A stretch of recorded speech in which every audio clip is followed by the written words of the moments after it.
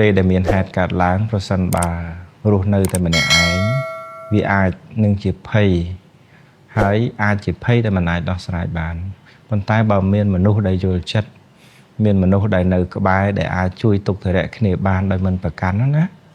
រាប់ថាជាការធ្វើដំណើរដ៏មានសេរីបងប្អូនអាចនឹងត្រឡប់មកវិញដោយសេរីសួស្តីចម្រើនពរញាតិញោមពុទ្ធបរិស័ទប្រុសស្រីគ្រប់រូបក្នុងពេលដែលធ្វើដំណើរទៅកាន់ទីឆ្ងាយមនុស្សម្នាក់តែងតែនាំនៅមនុស្សដែលជាយល់ចិត្តគ្នាដែលអាចជួយទុក្ខធុរៈបានទៅជាមួយយ៉ាងហោចក៏2ទៅ3នាក់ផងដែរដូច្នេះសួរថាពេលដែលមានបញ្ហាកើតឡើងក្នុងពេលធ្វើដំណើរនោះនរណាអាចជាមិត្តរបស់អ្នកបានក្នុងពេលនោះចម្លើយគឺបពពួកដែលមានចិត្តស្មើគ្នាស្រឡាញ់រាប់អានគ្នាមិនប្រកាន់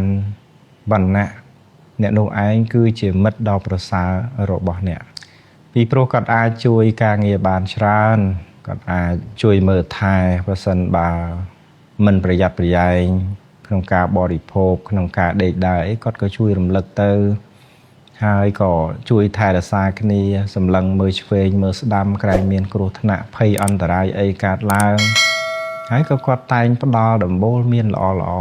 ពេលឈឺអីក៏ជួយគ្នាទៅវិញទៅមកនៅក្នុងចំណុចនេះផ្ដោតសំខាន់ទៅលើ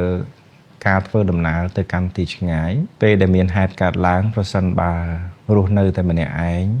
វាអាចនឹងជាភ័យ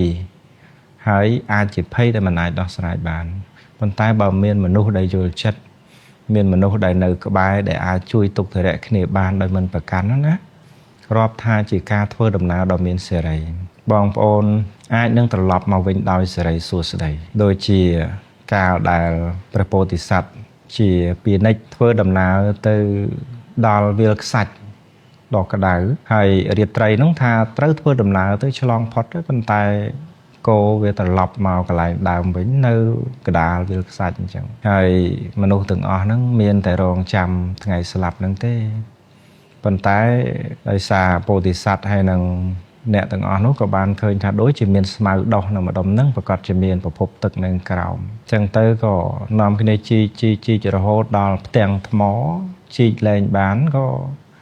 តាំងចិត្តប្រហែលជាត្រូវឈប់ណាប៉ុន្តែសង្កេតស្ដាប់មើលទៅដូចមានសម្លេងទឹកនៅក្រោមបុរសម្នាក់ក៏បានព្យាយាមជីកបំបុកថ្មហ្នឹងរហូតដល់ធ្លាយទឹកចេញមកក្រៅមកហើយមនុស្សទាំងឡាយក៏បានសេរីសួស្តីទៅ